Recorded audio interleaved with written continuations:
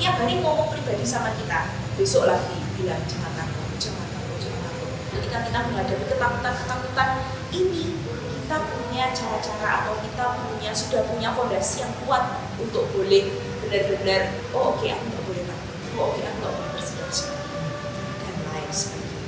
Ya, yang pertama adalah takut akan kegelapan.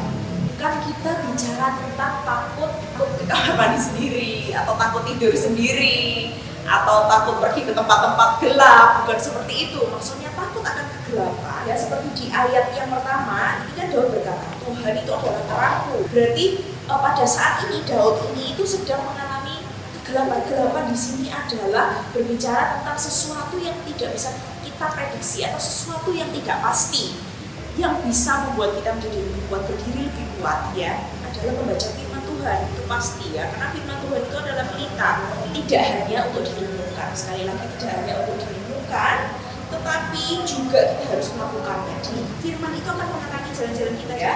Nah, yang kedua ini adalah takut akan kematian. Saya rasa sih semua orang yang ada di sini takut ya, pasti takut dengan yang namanya kematian. Karena itu kita harus benar-benar mengimani karya keselamatan yang sudah dibuat oleh Tuhan, yang sudah dilakukan oleh Tuhan di atas kayu salib. Kan kita tahu bahwa Tuhan itu sudah tebus kita di atas kayu salib, kan?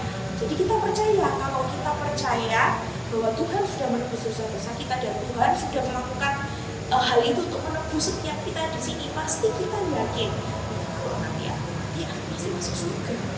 Ya, jangan jadi orang yang mempermainkan karena keselamatan dari Tuhan. Tuhan itu sudah kasih itu secara cuma-cuma.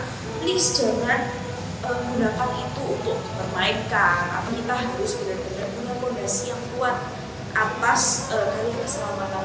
Lalu yang ketiga, takut kepada manusia. Di sini dikatakan bahwa Tuhan adalah benteng hidupku, terhadap siapakah aku harus gemetar.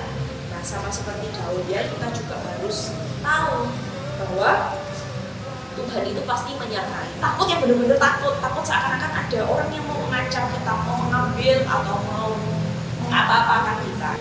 Perlu kita tahu adalah bagaimana kita mengambil posisi yang tepat ketika kita ada dalam situasi ini. Jangan memberikan pembalasan, tapi kita juga jangan takut. Kalau memang kita tahu kita tidak salah loh ya. Jadi benar-benar kita harus mengambil posisi yang tepat ketika ada orang yang mungkin suka dengan kita. Yang bisa kita lakukan adalah yang menyerahkan semuanya itu kepada Tuhan. Ya, yang bisa kita lakukan adalah terus memperbaiki diri kita sendiri. Kita terus bergumul dengan Tuhan. Kita terus belajar firman Tuhan, ikut CG, beribadah, mendengarkan firman-firman yang ada di YouTube gitu ya.